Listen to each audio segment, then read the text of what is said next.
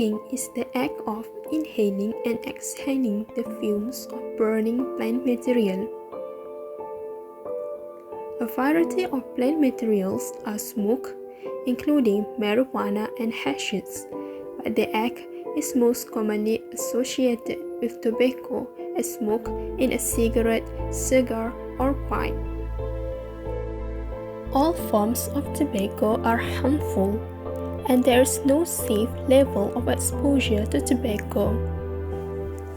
Cigarette smoking is the most common form of tobacco used worldwide.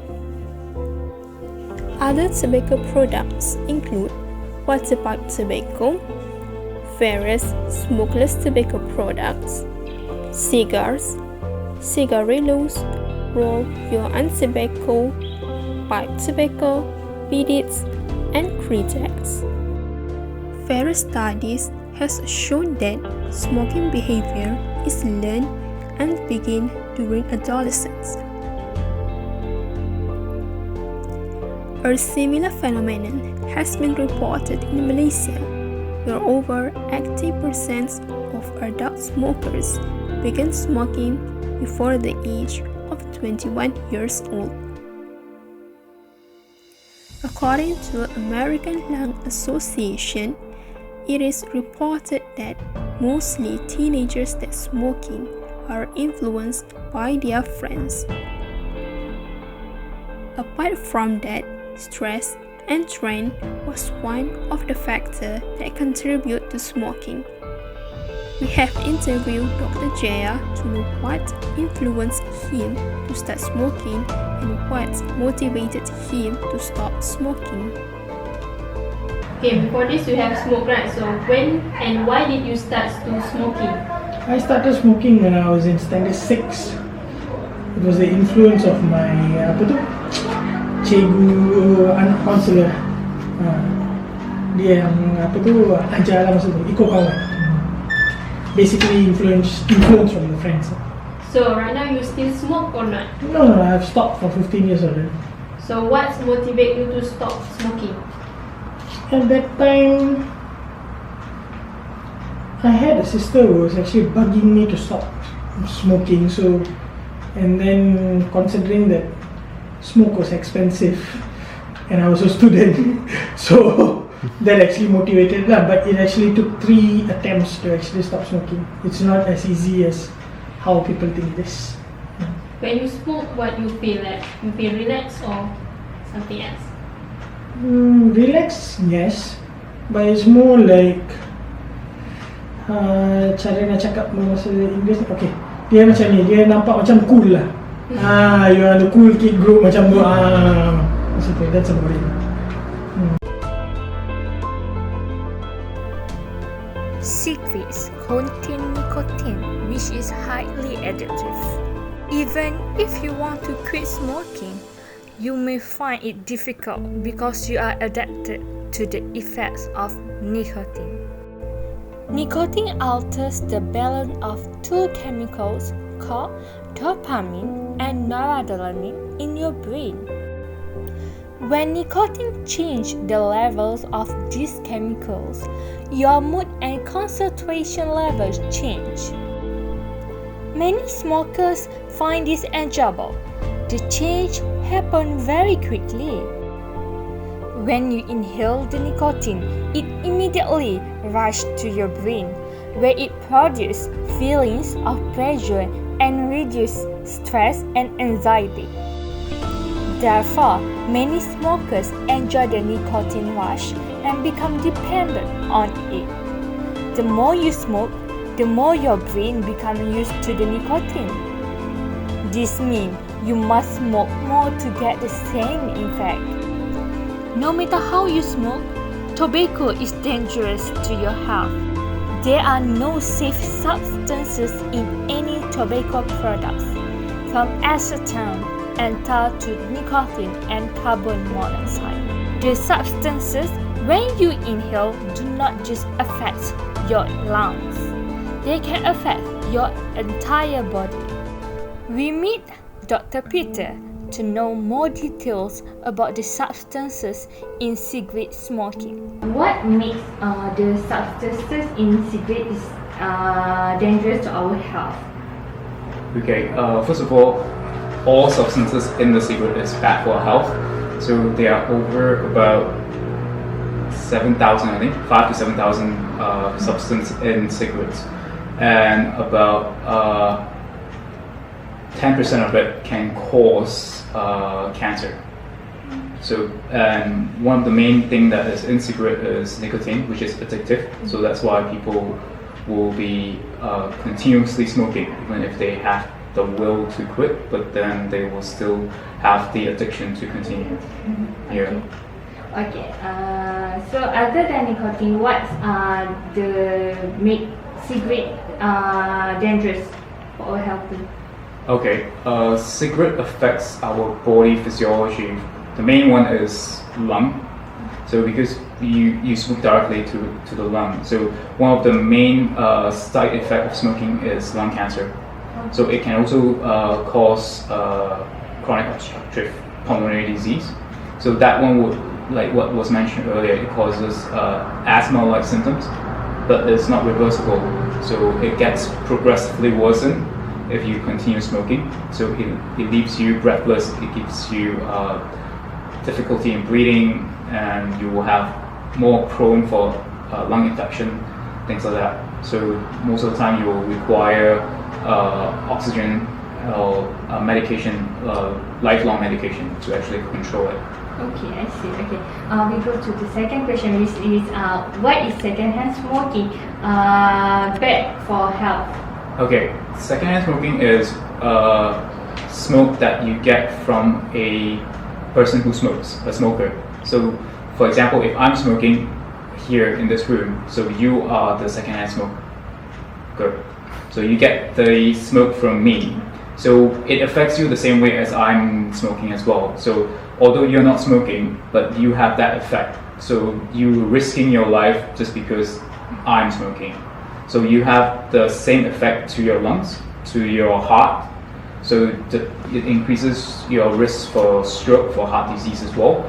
So it also causes you to have other risks like cancer as well. So if you have children, then they will have increased risk for children to have asthma, to have lung infection.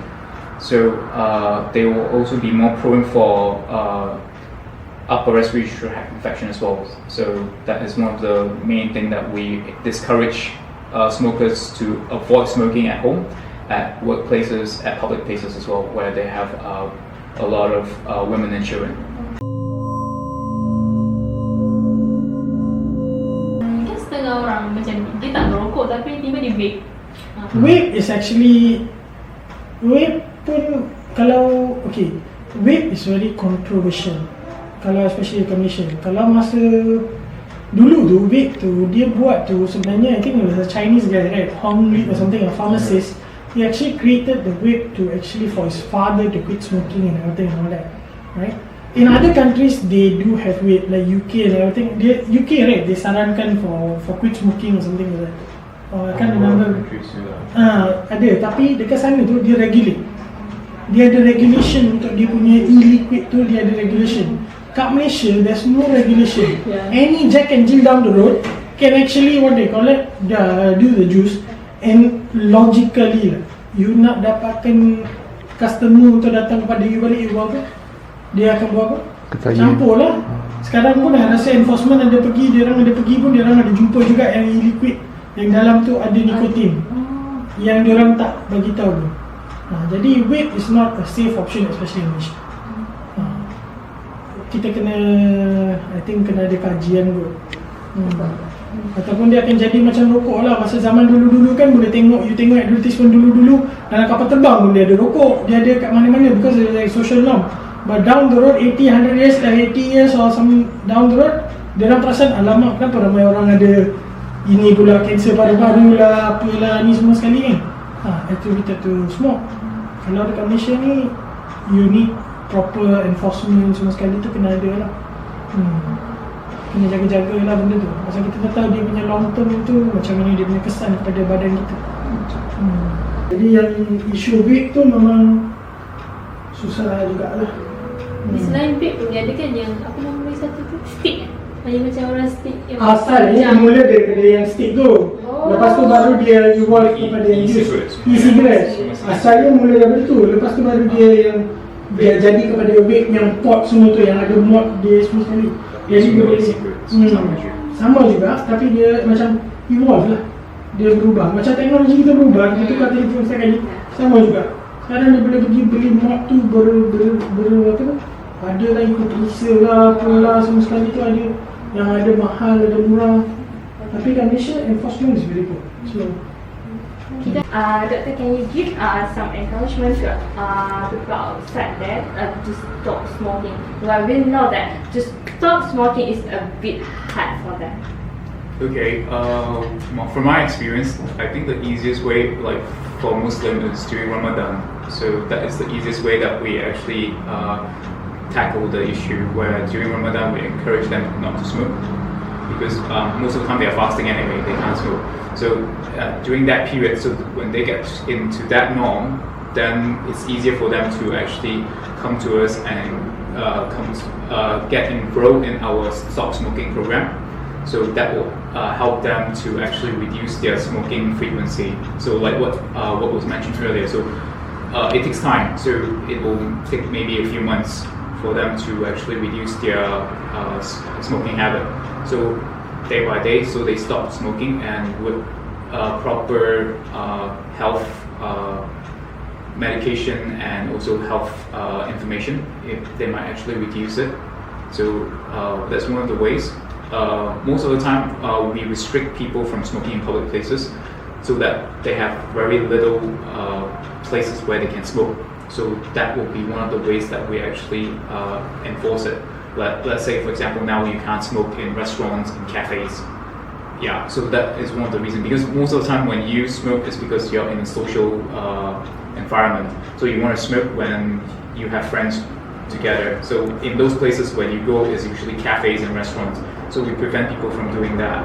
So the less frequency you can smoke, that means you don't think of it so much. So that's one of the ways that we do it. Okay. Yeah. Thank you.